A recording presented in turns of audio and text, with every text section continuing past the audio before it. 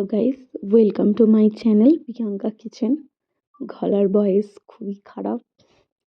যাই হোক, আবার একটা নতুন রেসিপি নিয়ে আপনাদের কাছে চলে এসেছি।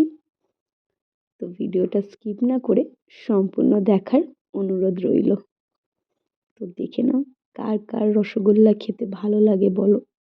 কিন্তু রসগোল্লা করাটা স্বাভাবিক ব্যাপার নয়, অনেক খরচা। তো আমরা কম খরচায় কি করে এত সুন্দর নরম তুলতুলে রসগোল্লা বানাবো ঘরের।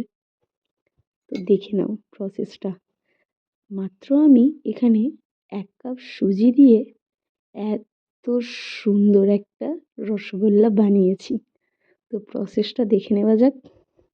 প্রথমে আমি এখানে ঘি ব্যবহার করেছি। ঘিটা একটু বেশি নিলে ভালো হয়। ঘিটা যখন গরম হয়ে এসেছে, আমি এখানে ঠিক 1 কাপ মতো সুজি ব্যবহার করেছি। এই 1 কাপ সুজি দিয়ে কিন্তু কতগুলো রসগোল্লা হবে। তো সুজিটাকে আমি এখানে ভালো করে নেড়ে নিচ্ছি। তোমরাও ভালো করে নেড়ে নেবে। নাড়ার পর আমি এখানে গরম গরম দুধ ব্যবহার করেছি। তো দেখে নাও, ভালো করে নেড়ে নেবো দুধটা দেওয়ার পর, যাতে কোনো লাম্পস না থাকে।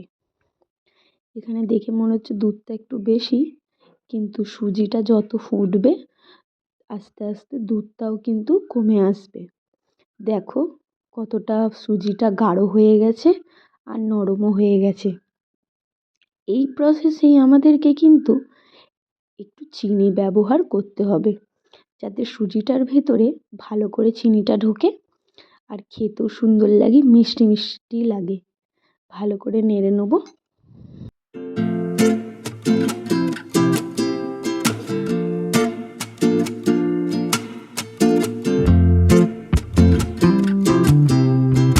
এবার আমি কিন্তু এক পাশে একটু চিনির রস বানিয়ে নেব।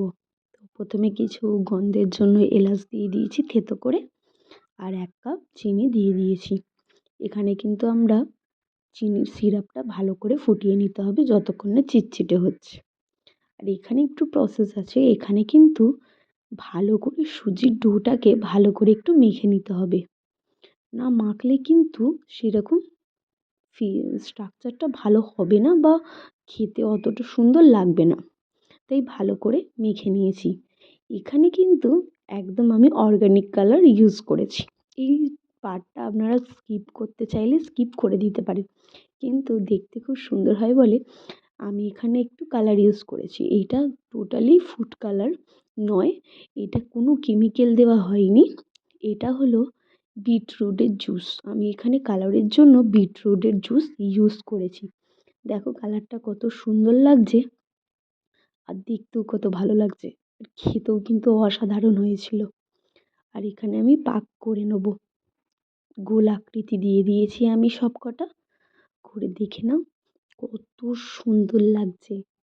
দেখে তো মনে হচ্ছে এখনই জিভে জল চলে আসছে, মনে হচ্ছে এখনই খেয়ে নিই। ব্যাস, এবার আমরা ভালো করে ফুটিয়ে নেব রসগোল্লাগুলোকে। তো আমি এখানে চিনির সিরাপে দিয়ে দিচ্ছি। ভালো করে আপনারা ফুটিয়ে নেবেন যাতে ভেতরে রস চলে যায়। দেখো কতটা সুন্দর লাগছে। তো আমাকে অবশ্যই কমেন্টে জানাবে কারা কারা এইরকম সুজির রসগোল্লা ঘরে ট্রাই করেছো আর কার কার ভালো লাগে। অবশ্যই ভালো লাগলে চ্যানেলটা সাবস্ক্রাইব করে দেবে। আর নেক্সট ভিডিওর নোটিফিকেশন পেতে গেলে আপনাদেরকে বেল আইকনটা টিপতে হবে। পরের ভিডিওতে আমার দেখা হচ্ছে। বাই।